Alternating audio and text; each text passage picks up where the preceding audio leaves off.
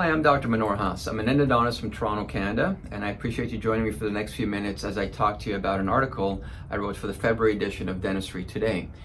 It has to do with clinical tips and tricks and how to manage and perform root canals in patients that have very limited mouth openings. And this often has a lot to do with pediatric patients, the elderly, or just anyone for that sake, where they cannot open their mouth very much, and yet you have to try and do that posterior endo on a molar, first, second molar, for instance.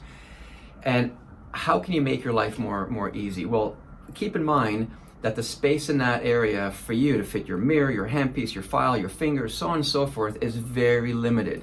So the first tip that I would recommend would be to not use a number 5 mirror, which is what the majority of us use in dentistry.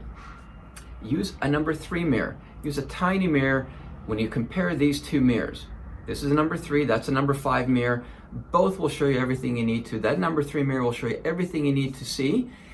But considering how much smaller it is, it'll make it so much easier to get into that limited space in the back. So imagine this is the patient's mouth. They can only open so much. You need to use a small mirror to gain access back there to visualize the endodontic access.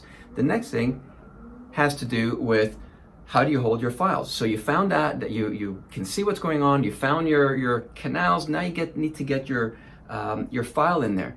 One of the things that I see is that a lot of us hold the endodontic files this way, where the file is held along the long axis of our finger. You will not be able to get into the mouth when you hold it this way because the opposing arch will be in the way. So you can't do that. So what I would recommend is you hold the endodontic file at a 90-degree angle to your finger, as such. So if this is your mouth, you're gonna go in there, you're gonna hold the file this way, not like that.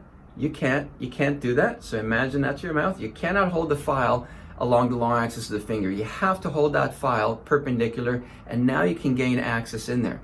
The next thing is don't put in a straight file. Pre-curve that file. So what I'm saying is you have to pre-curve not just the last few millimeters of the file, but you may need to pre-curve a lot of the file in order to sort of gain access in there into that posterior tooth. Okay, putting a straight file in there will be a lot more difficult to gain access into the mesial canals, let's say of a first molar or second molar, than it would be if you put a curved file. The other thing is, with that in mind, make sure you're using a night-tie file that also has what we call controlled memory. So much the same way as I suggested pre-curving the entire stainless steel hand file, you need to be able to use a night-tie file that has controlled memory. In other words, not the kind where it bends and then it bounces back and straightens up again. You want to use a file where you can bend that night-tie file and it'll keep that bend, and it'll make it a lot easier to get into that space, especially the mesial canals, again, of a molar. So pre-curve the night-tie file. Make sure that you're using one that you can actually keep the curve on, so it's got controlled memory. Pre-curve the stainless steel hand file, and the same way I suggested to hold that hand file this way, where it's going to be perpendicular to your finger. Why am I suggesting that? Because for the same reason, we have our motors, whether it be for high speed, slow speed, or an endodontic motor. Notice how the handpiece head and the file or the burr are always at 90 degrees. Why? Because that is the only way we can actually gain access to that posterior area. You wouldn't be able to gain access if that file came out straight this way. Much the same way, hold the endodontic file at a 90-degree angle to your fingers. And then the other thing is very simply, you need to see what's going on in there. You can't work in that tight area by looking into a black space. In other words, a black orifice. You need to use magnification. You need to use magnification that has some sort of good lighting on it, or better yet, use some sort of enhanced magnification with illumination, such as a dental microscope. It's a really tight space, tough to see back there when patients can't open their mouths very much. You need to make your life a lot easier. You need to visualize things. You need to be able to use small instruments and handpieces that also have very small heads on it. This day and age, in the world of endodontics, there's absolutely no excuse to use an endodontic motor that does not have an absolutely tiny head on it.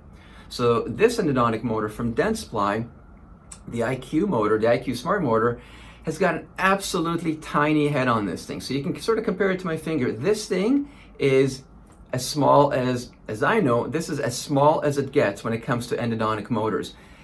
The typical motors out there have heads on them that are about maybe 1.5 to 2 times the size. Now you might think, it's not a big deal, but that means an extra maybe 3-4 millimeters in an area that's really tight to begin with already.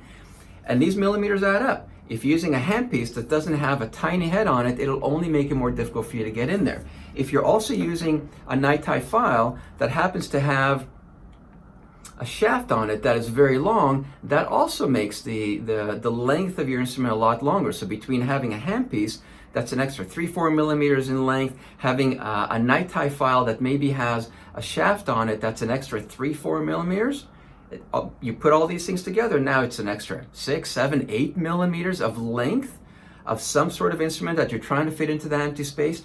So you need to keep all these things in mind. How you hold the instrument, what kind of instrument do you have, what kind of motor do you have, can you visualize what's going on, and can you use a tiny mirror to gain access in there to just visualize what's happening.